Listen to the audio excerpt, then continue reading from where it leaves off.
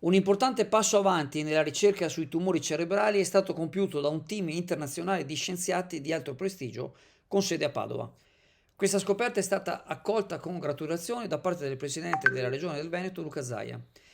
Il team di ricerca, guidata dal professor Maurizio Corbetta, ha concentrato i propri sforzi sugli aspetti meno noti delle connessioni cerebrali, esaminandone la relazione con la formazione e lo sviluppo del terribile glioblastoma.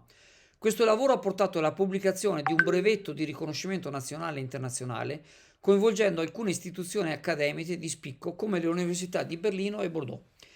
L'importante scoperta è stata quella di collegare la densità delle connessioni cerebrali alla sopravvivenza nei pazienti affetti da tumore cerebrale. Questo risultato rappresenta un ulteriore traguardo per il sistema sanitario veneto, che non solo garantisce le cure più avanzate ai suoi cittadini, ma partecipa anche in modo attivo alla ricerca scientifica, collaborando con i principali esperti a livello mondiale.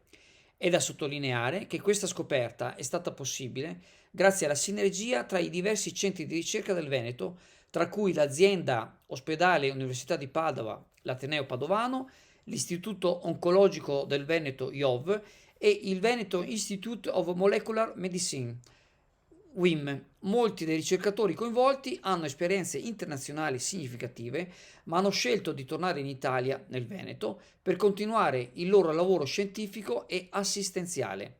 Il presidente Zaia ha espresso il suo orgoglio per il successo di questa importante scoperta, sottolineando che rappresenta un motivo di vanto per l'intero settore sanitario della regione.